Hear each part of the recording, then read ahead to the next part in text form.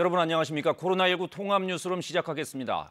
오늘 0시 기준 국내 코로나19 신규 확진자는 27명으로 2월 20일 이후 최저를 기록했습니다. 특히 대구에서도 신규 확진자가 나오지 않았습니다. 안심하긴 이르지만 반가운 소식인 건 분명합니다. 취재 기자 연결합니다. 김재노 기자, 대구에서 신규 확진자가 한 명도 나오지 않았죠? 네, 질병관리본부는 오늘 0시 기준 대구의 코로나19 추가 확진자는 한 명도 없었다고 밝혔습니다. 지난 2월 18일 첫 확진자가 발생한 이후 52일 만에 처음입니다. 이로써 대구의 누적 확진자는 어제와 같은 6,807명입니다. 대구의 신규 확진자는 지난 2월 23일 처음 100명을 넘은 뒤 2월 29일에 650명을 넘어 정점을 찍었습니다. 이후 지난달 8일까지 300에서 500명 사이의 추가 확진자가 매일 발생했습니다.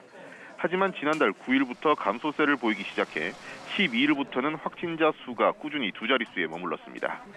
지난 3일 처음으로 추가 확진자가 한 자릿수로 떨어진 이후 오늘 추가 확진자는 0명을 기록했습니다.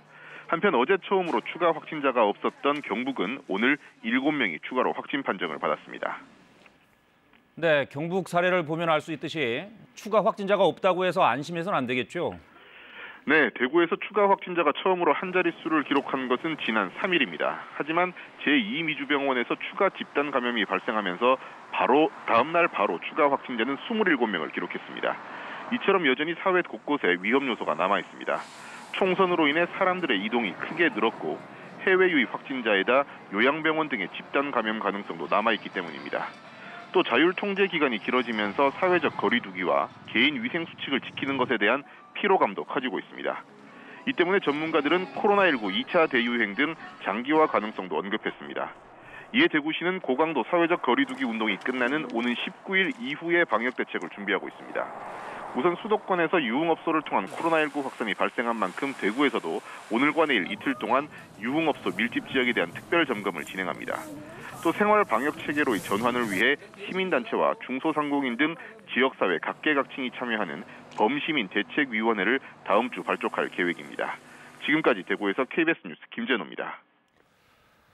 50여일 만에 처음으로 코로나19 확진자가 20명대로 떨어졌지만 방역의 고삐를 늦춰서는 안 되겠죠. 정부는 주말을 맞아 사회적 거리 두기에 더욱 집중해야 한다고 거듭 강조했습니다. 최유경 기자가 보도합니다. 코로나19 국내 확진자가 어제 하루 27명 늘어 누적 확진자가 1만 450명으로 집계됐습니다. 신규 확진자 수는 이번 주 들어 하루 50명 아래로 떨어지더니 50여일 만에 처음으로 20명대까지 감소했습니다. 사망자는 4명 늘어 지금까지 모두 208명이 숨졌습니다. 격리 해제된 사람은 144명 늘어 지금까지 전체 확진자의 70%가량인 7,117명이 완치 판정을 받고 격리 해제됐습니다. 아직 격리 치료를 받고 있는 환자는 3,125명입니다. 어제 하루 신규 확진자 가운데 15명은 수도권에서 나왔고 대구에선 1명도 나오지 않았습니다. 대구 지역 첫 확진자인 31번째 환자가 나온 이후 52일 만입니다. 신규 확진자 가운데 해외 유입 환자는 모두 5명인데 이 가운데 4명은 공항 검역 과정에서 확진됐습니다. 나머지 22명은 국내 확진 사례입니다. 중앙재난안전대책본부는 신규 확진자 수가 줄어든 것은 지난 3주간 강화된 사회적 거리 두기를 통해 우리 모두가 일궈낸 성과라며 긍정적으로 평가했습니다. 하지만 확진 판정까지 시차가 있는 만큼 숫자 자체에 의미를 부여하고 섣부른 예단을 해서는 안 된다고 밝혔습니다. 대규모 집단 감염의 불씨가 폭발하지 않도록 끈기를 갖고 사회적 거리 두기를 실천해야 한다고 거듭 강조했습니다. 주말에는 특히 꽃구경 명소나 선거 유세 장소, 부활절 종교 행사에 인파가 몰리지 않도록 주의해달라고 당부했습니다. 정부는 아울러 스페인 교민과 가족 80여 명이 내일과 오는 13일 두 차례로 나눠 특별기 편으로 인천공항에 도착한다며 유증상자는 인천공항에서, 무증상자는 임시 생활시설에서 진단검사를 받게 된다고 밝혔습니다. KBS 뉴스 최유경입니다. 경북 외에 다른 지방에선 추가 확진자가 거의 없지만 서울 등 수도권에선 15명의 확진자가 나왔습니다. 특히 수도권에선 유흥업소를 중심으로 집단 감염 우려가 커지고 있는데요. 서울시청 연결합니다. 김진아 기자, 유흥업소나 술집에서 감염이 이어지고 있죠? 네, 그렇습니다. 서울에서는 설해마을에 있는 칵테일바 리퀴드 소울과 관련된 환자가 또 나왔습니다. 이 칵테일바를 운영하는 40대 남성과 배우자, 종업원과 손님에 이어 이 손님의 친구까지 확진되면서 관련 확진자는 5명으로 늘었습니다. 특히 확진자들이 PC방이나 학원 등을 방문한 것으로 조사돼 감염 확산이 우려됩니다. 서울시는 확진자가 다녀간 동작구 PC방과 공무원 학원을 폐쇄 조치하고 방역을 마쳤다고 밝혔습니다. 또 지난달 27일부터 지난 6일 사이에 이 칵테일바를 다녀간 사람들에 대해 2주간 외출이나 타인 접촉을 자제할 것을 권고했습니다. 확진자가 방문한 PC방 접촉자 193명에 대해서는 전수검사를 할 예정이며 공무원 수험생 확진자가 접촉한 학원 수강생과 강사 등 65명은 검사 결과 모두 음성 판정을 받았습니다.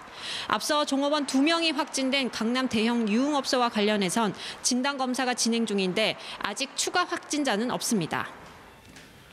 네, 또 수도권에선 교회를 통한 감염도 많았었는데 이번 주말이 부활절이라서 현장 예배를 하는 교회가 늘 것 같은데 어떻습니까?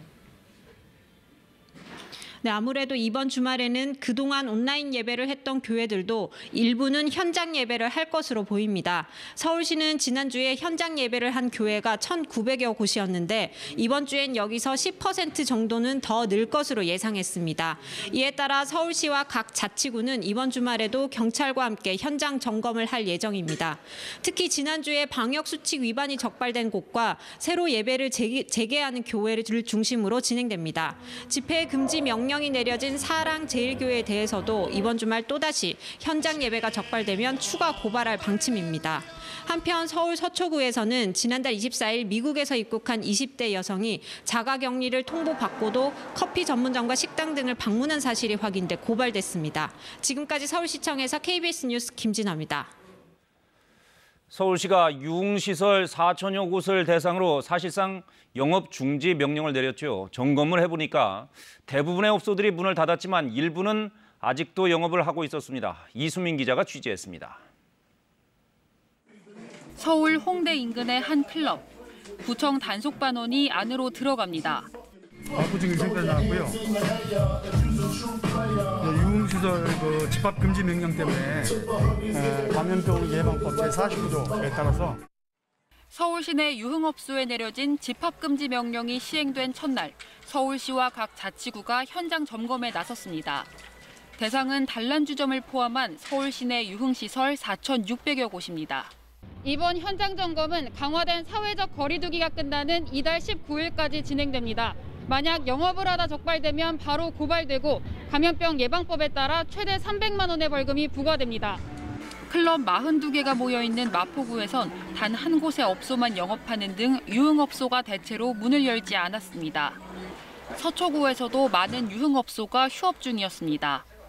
사업주 대부분 집합금지 명령을 따르겠다는 입장이지만 경제적 어려움을 호소하는 사람도 있습니다. 집합금지 명령이라는 것에 따르고 싶거든요. 솔직히. 근데 저희들 클럽이나 유흥업소에 대한 모든 어떤 혜택을 뭔가를 주고 이렇게 해야지, 아니면 다른 것도 다 닫았으면 좋겠어요. 큰 것도 바라지도 않아요. 월세만이라도 내고 싶어요. 서울시는 이번 명령을 통해 서울 지역에서의 집단 감염 우려를 최대한 줄이겠다는 방침입니다.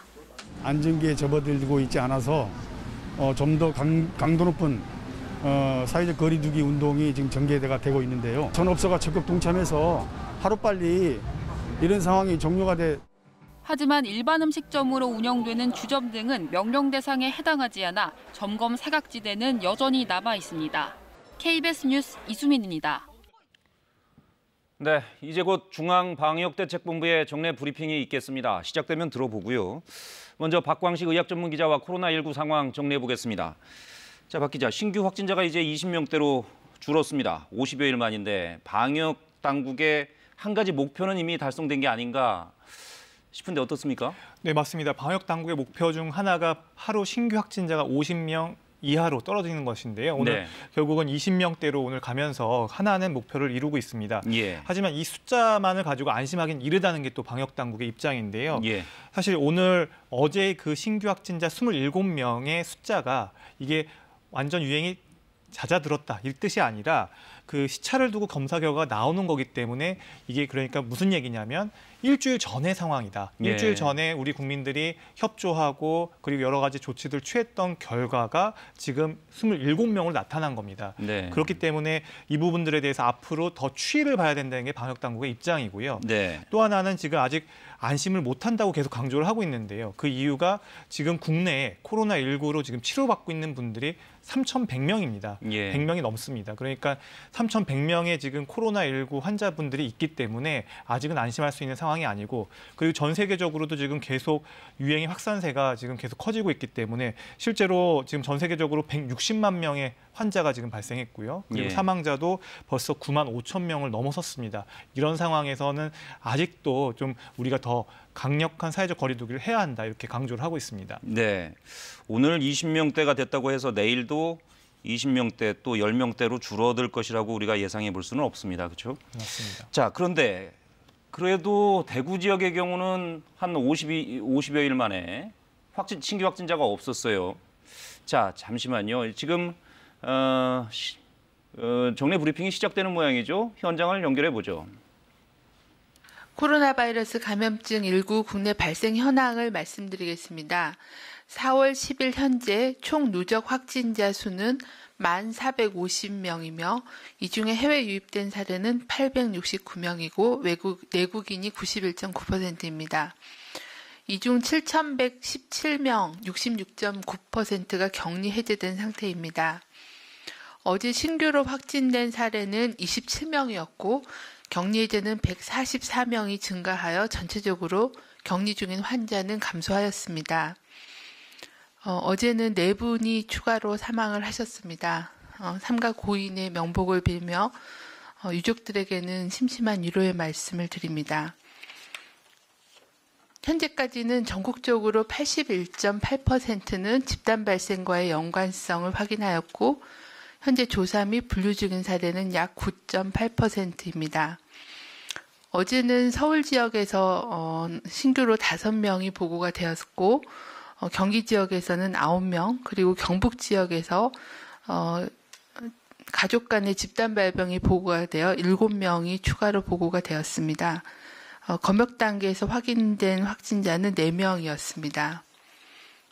최근 2주까지의 주요한 전파 경로를 보면 해외 유입 및 해외 유입과 관련된 사례가 전체 발병 사례의 54%였고 병원 및 요양병원 등과 관련된 사례가 30.4%로 두 가지의 감염 경로가 주된 그런 감염 경로로 확인이 되고 있습니다.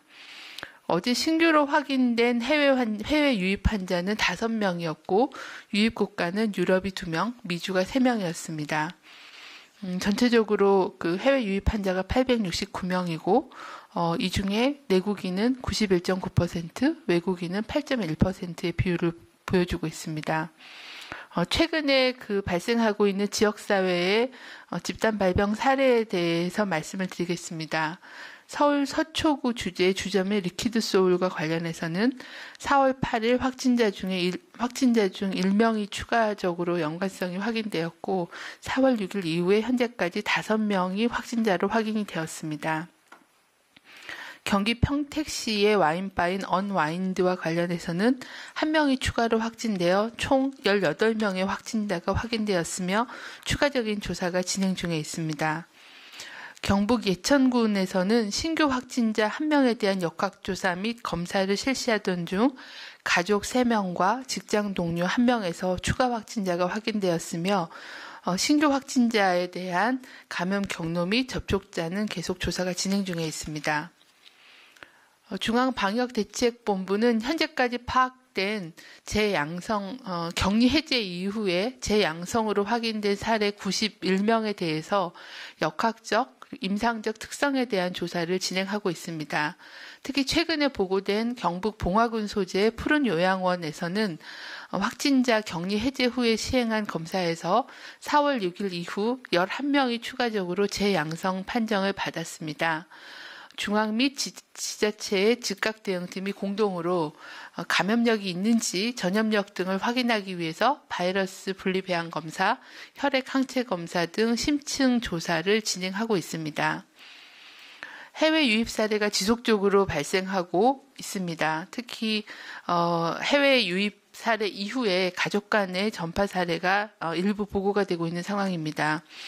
이를 예방하기 위해서는 해외 입국자께서는 자가격리 지침을 반드시 준수해 주실 것을 당부드리고 또 자가격리 중에는 가족 간의 전파를 막기 위해 개인 물품을 별도로 사용하고 가족 또는 동거인과의 접촉을 최소화하고 하는 등 그런 자가격리 지침을 반드시 준수하여 주시길 바랍니다. 또한 4월 5일부터는 감염병 예방법에 따른 자가격리 위반 시 처벌 조항이 강화되었습니다. 자가격리 위반 시에는 1년 이하의 징역 또는 1천만 원 이하의 벌금에 처해질 수 있습니다. 이러한 처벌뿐만이 아니라 본인의 건강, 그리고 가족의 건강, 그리고 지역사회 공동체의 안전을 위해서 반드시 자가격리를 지켜주실 것을 거듭 당부를 드립니다. 내일부터는 주말입니다. 주말을 맞이하여 실내에서 일어나는 모든 밀접한 접촉은 다 이렇게 감염의 우려가 있습니다. 그래서 이러한 실내에서의 밀접한 접촉이 일어날 수 있는 활동이나 외출은 최대한 자제해 주시고 강화된 사회적 거리 두기에 협력해 주실 것을 당부드립니다. 특히 4월 12일은 부활절입니다. 부활절을 맞이하여 예배를 연기하거나 온라인 예배 실시 등으로 감염 예방을 위해 적극 참여해 주신 종교계 모든 분들께 감사의 말씀을 드립니다. 부득이하게 현장 예배를 진행할 경우에는 마스크 착용, 발열 여부에 대한 확인, 그리고 참석자 간의 거리 두기 등 감염 예방 수칙을 철저히 지켜주실 것을 당부드립니다. 또한 최근 들어서 유흥시설에서의 코로나19 감염 전파 사례가 확인되고 있습니다. 사람 간의 밀접한 접촉이 일어날 수 있는 환경은 감염 위험성이 높고 특히 젊은 사람들의 감염 노출의 경로가 되고 있습니다. 유흥시설의 이용을 자제해 주시고 각별한 주의를 해 주실 것을 당부를 드립니다. 또한 오늘과 내일 실시되는 사전투표에 참여하시는 분들은 투표소에서 대국민 행동수칙을 준수해 주실 것을 당부드립니다. 어린 자녀들은 가급적 투표소에 동반하지 않는 게 안전하겠고요. 투표소 가기 전에는 꼼꼼하게 손 씻기를 하시고 마스크를 착용하고 투표소를 방문해 주실 것을 당부드립니다. 또한 투표소 입구에서는 발열 체크를 받고 또 손소독제로 꼼꼼하게 소독하고 장갑을 착용하는 것을 협조해 주시길 바랍니다. 또한 투표소 안 밖에서는 다른 선거인과 1m 이상의 거리를 두기를 공고드리고 또 불필요한 대화를 자제해 주실 것을 당부드립니다. 투표를 하러 가서 발열 체크하는 과정에 발열이 확인되신 분들은 투표 임시 기표소에서 별도로 투표를 해주시고 투표 후에는 필요하면 선별 검사를 받아주시기를 당부드립니다. 귀가하시면은 반드시 비누로 30초 이상 손 씻기 등 개인위생 수칙과 사회적 거리 두기를 실천하여 안전하게 투표를 할 수 있도록 적극적인 그런 참여를 부탁을 드립니다. 이상입니다. 네, 지금부터 질의응답 시간 갖도록 하겠습니다. 네, 중앙방역대책본부의 브리핑을 들으셨습니다. 이어지는 질의응답은 KBS 유튜브 라이브에서 계속 들으실 수 있습니다. 자, 박광식 의학전문기자와 계속 얘기 나눠보죠. 자, 박 기자, 정은경 본부장 브리핑을 들어봤는데 갈수록 흰머리가 많아지네요. 자, 격리 중인 환자가 지금 3,100여 명 정도 남아 있다고 하죠? 네, 맞습니다. 근데 이 격리 중인 환자가 굉장히 중요한 것 같아요. 우리나라가 이제 한 10,000명이 넘었지만 누적 확진자는 격리 중인 환자는 3,100명 정도 남았고 일본 같은 경우에는 누적 확진자는 6,000명 정도밖에 안 되지만 실제로 지금 격리된 환자는 우리나라보다 더 많더라고요. 네, 격리 중인 사람의 숫자는 결국 지금 현재 치료 중인 사람이겠죠. 결국 네. 병원 입원해 계신 분들이 3,100명이라는 건데 만약 이 숫자가 뭐 4,000명, 5,000명, 6,000명 이렇게 기하급수적으로 늘게 되면은 우리나라의 의료 역량 이것들 다 감당할 수가 없습니다. 근데 지금 3,100명으로 계속 이제 완쾌돼서 퇴원하신 분들 계속 늘고 있기 때문에 지금 치료 중인 분들은 이제 4,000명대에서 이제 3,000명대로 이제 줄어들었습니다. 하지만 여전히 이건 적은 숫자가 아니기 때문에 3,100명 지금 감소 추세긴 하지만 좀 더 많은 분들이 완쾌돼서 이 숫자가 더 줄어들어야 되겠고요. 그래서 이렇게 우리 이 중에서도 또 중증 환자가 있고 또 위중한 분들이 계시기 때문에 좀 중한 분들이나 이런 분들은 좀 우리 역량이 좀 그것들을 감당할 수 있도록 더 지금 추가 신규 확진자는 더 줄어들어야 된다 이렇게 볼 수가 있겠습니다. 네. 지금 신규 확진자는 20명대까지 떨어졌는데 정본부장의 얘기를 들어보면 주된 감염 발생 유형을 좀 나눠서 얘기를 해주더군요. 네, 맞습니다. 이제 최근 2주간 확진자들을 분석해 보면요, 지금 해외 유입 관련된 분들이 절반 한 54%입니다. 그리고 나머지 한 30% 정도가 병원이나 요양병원 등 이런 많이 밀집된 그 집단이 많이 모여 있는 이런 시설에서 발생한 것으로 드러났습니다.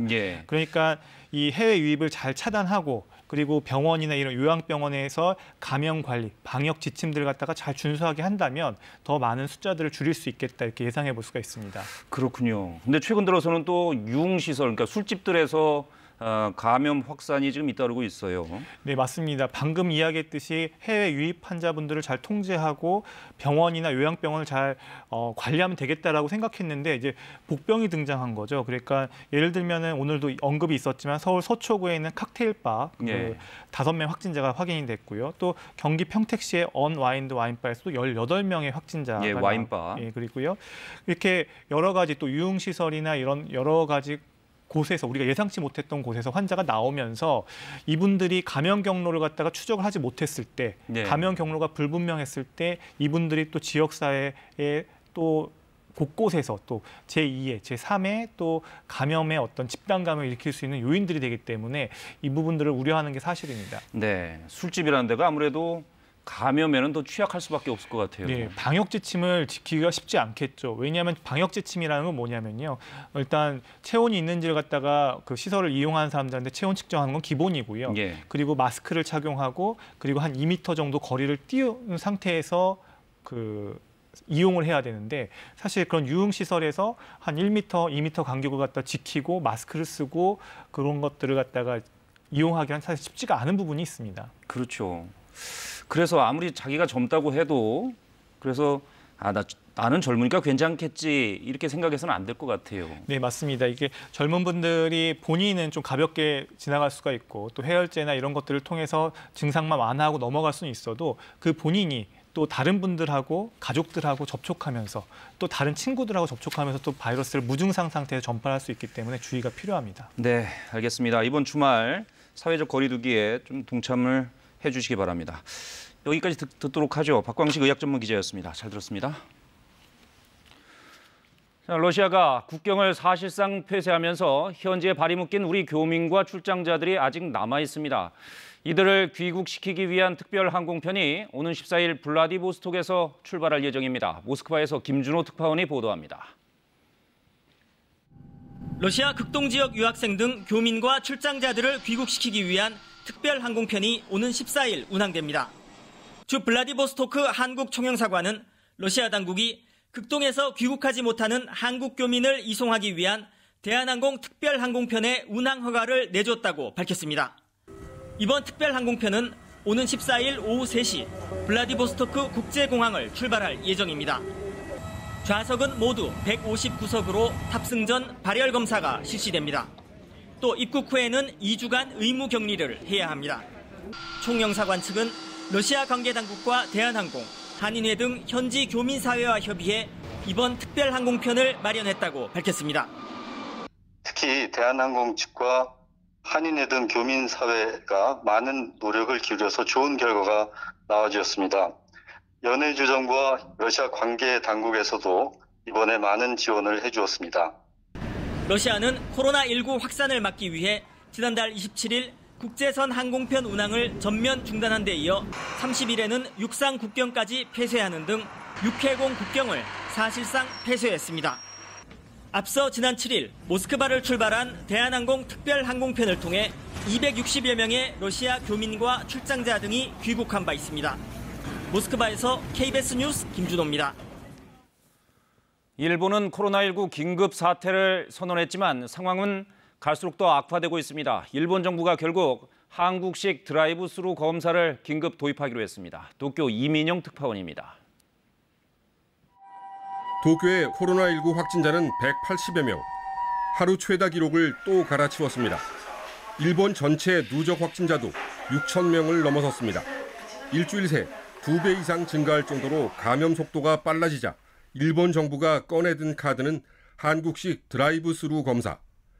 일본 후생노동성은 드라이브스루 검사가 병원 내 감염을 줄일 수 있는 효율적 검사라며 가능한 빨리 도입하고 싶다고 밝혔습니다. 하루 4,000건 수준에 머물던 검사 건수를 2만 건으로 늘리겠다는 계획입니다. 그동안의 부정적 입장에서 돌아선 겁니다.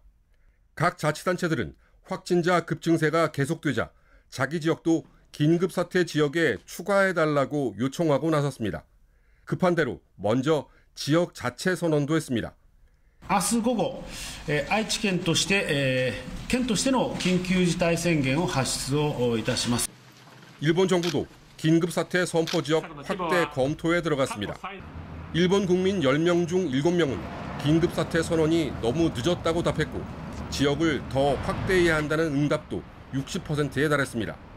일본 정부는 예고했던 대로 다음 주부터 각 가구에 1000마스크 2장씩을 발송하기로 했습니다.